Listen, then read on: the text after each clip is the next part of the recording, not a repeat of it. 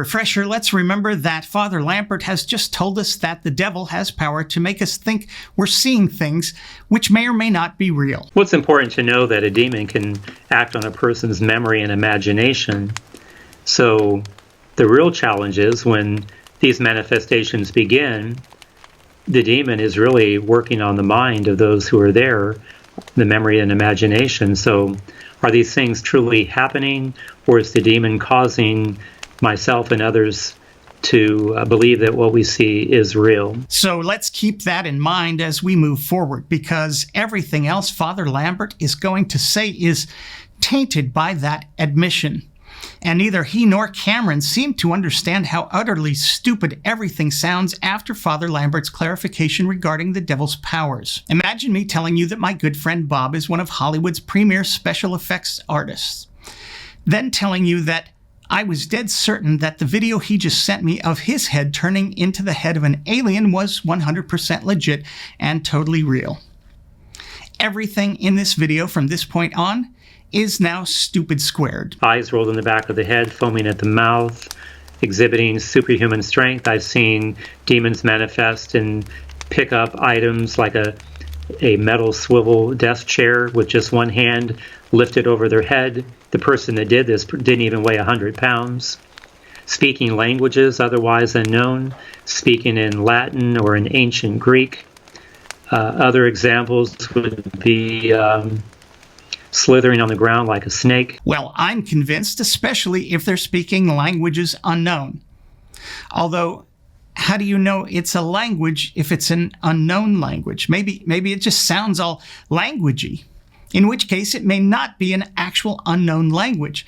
Or maybe it's an unknown language. A language we don't know. Can someone get Rummy on the line? All of these things are meant to instill fear. I personally witnessed someone levitate. People have shared stories about once the demon manifests, it crawls up the wall like a spider. Okay, please take note of the levitation claim and view it in light of the earlier comment regarding the devil's powers of deception and this admission made later in the video. Let's think about some other natural explanations of what could have happened in these cases. So when you mentioned levitation, what could have been happening there that is not supernatural? Do you know what I mean? Go ahead. I was going to say it could have been just something that I believed that I was seeing, because at the time the person was shaking very violently, and then I saw them rise up out of the chair, and then that's when the priest reached over and put his hand on the head of the person and pushed them back in the chair. Now, there was another priest in the room, and we talked about it later, but he didn't see it.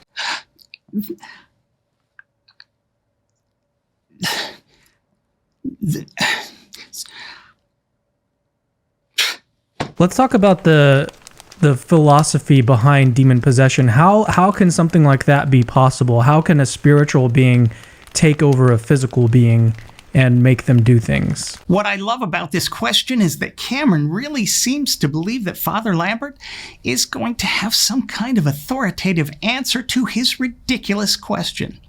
Neither of these guys seem to realize that they're both entirely talking out their asses about things, beings, and realms for which there is not a shred of actual evidence.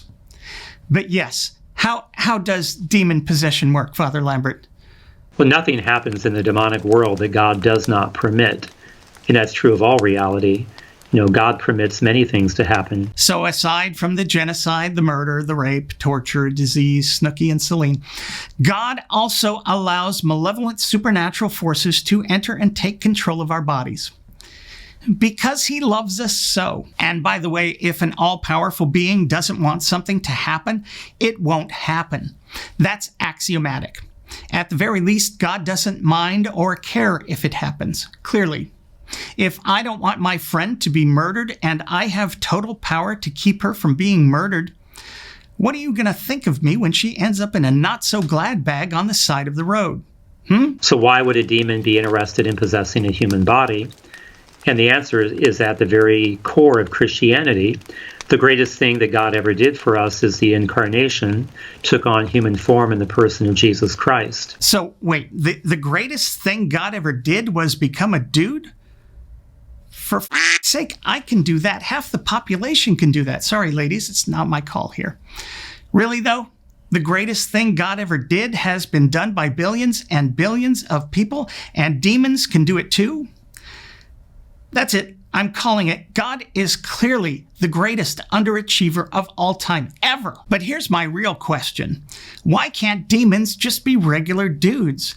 If they want a body and they can get one, why can't they just be cool and go around doing normal things? That's what God did.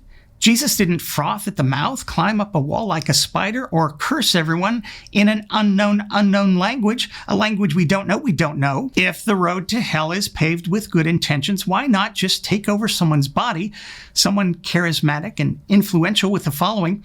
It doesn't even have to be a large following. The demons could start saying things which would just very subtly lead people astray. Maybe someone super sexy and kind of funny, someone with legs like a Greek statue. I've been possessed. Crap. Well, that's it for this edition of Religion Makes People Stupid.